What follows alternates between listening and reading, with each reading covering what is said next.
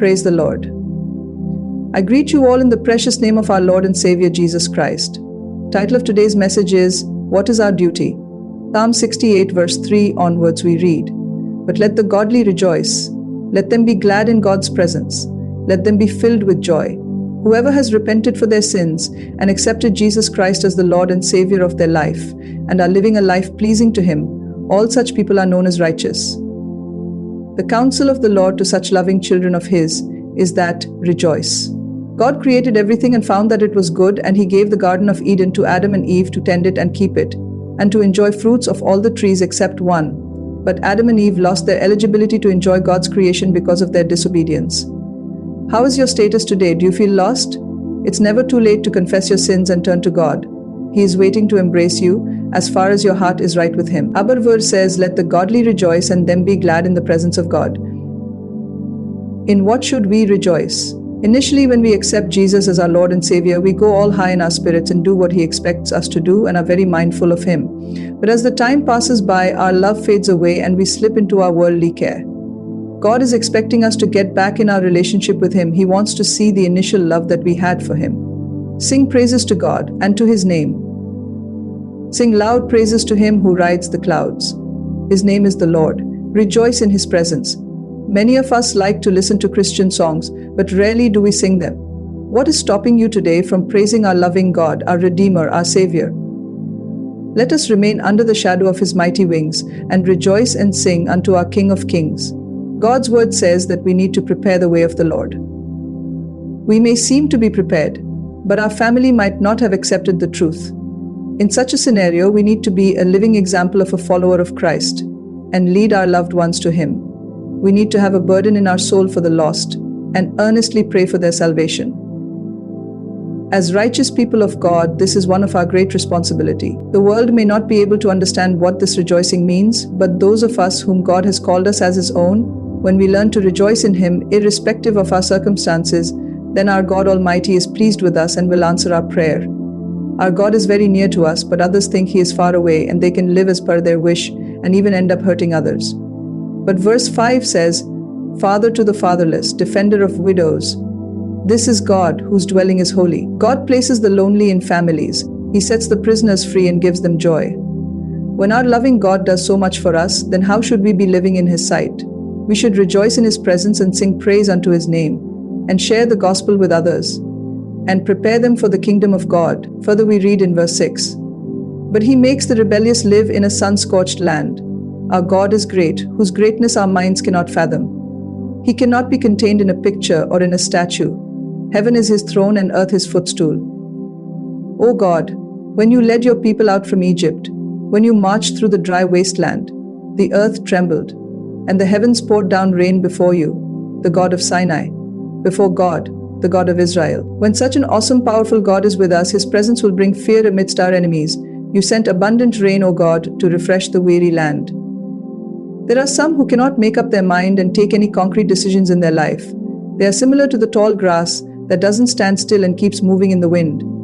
But our Lord God doesn't give up even on such people. Don't, because He is our loving shepherd who gave His life for us as a ransom for our sins, and is willing to do nothing but good for us through all situations. In verse 13 we read, Even those who lived among the sheepfolds found treasures, doves with wings of silver and feathers of gold. This verse goes to all those who are serving God faithfully in His vineyard. The Almighty scattered the enemy kings like a blowing snowstorm on Mount Zalman. Today, if you are listening to this message seated in the presence of God, and if there is any sickness in your body which worries you, then our Lord God is able to shake them away. Accept this miracle in faith. He is able to cast away all darkness away from your life. Further, we read in the same chapter how great our Lord is. The mountains of Bashan are majestic, with many peaks stretching high into the sky. Why do you look with envy, O rugged mountains, at Mount Zion, where God has chosen to live, where the Lord Himself will live forever? Surrounded by unnumbered thousands of chariots, the Lord came from Mount Sinai into His sanctuary. In this morning hour, pray and ask God to fill your home with His presence, and when that happens, every darkness will leave your home. Try asking God for this. God is able to do great things in that very place. Our loving God loves our companionship.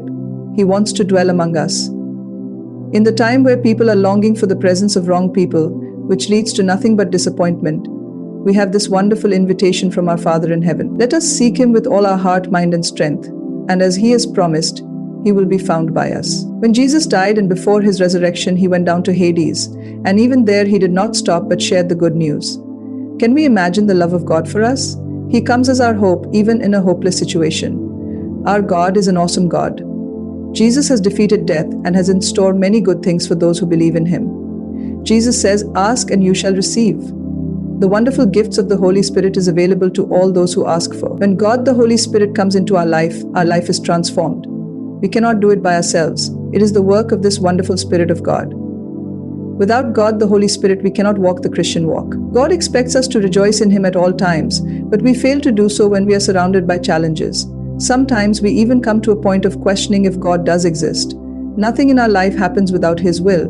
The difficulties that come along our way are to melt us, mold us, and renew us. We should not get discouraged, but continue doing what He expects from us.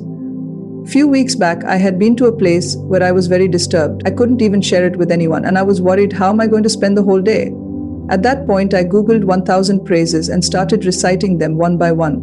By the time I reached the 300th verse, all the burden in my soul had been lifted, and God filled me with great peace. When we give praise to God, trusting that He is aware of all things, then our perspective changes towards the challenges that we face, and great peace settles in.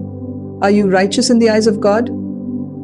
Then God is able to give you a great responsibility for His kingdom and lead you. What is our responsibility? Rejoice in Him. Sing praise unto His holy name and spread the good news. We can be equipped to do this only when we wake up in the morning hours and spend time in the presence of God. And as mentioned in Psalms 24:4, may He grant your heart's desires and make all your plans succeed. Let us not get disappointed, but consider every day as special in the sight of God and start each day from Him. God will do great things for you. Let us pray.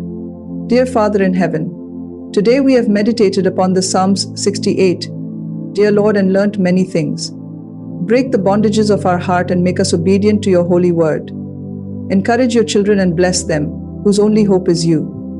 You are the only one who can wipe out our enemy without any trace. As mentioned in Psalm 68:2, blow them away like smoke, melt them like wax in a fire. Please rise and do likewise, Lord. Wipe away all the troubles that your loved ones are facing. Take away their fears and embrace them, Father, and lead them in the way everlasting. Give grace to your children to see great harvest in this year for your kingdom. Cover them under the shadow of your wings. Bless them with all the goodness of life. In the name of Jesus we pray. Amen.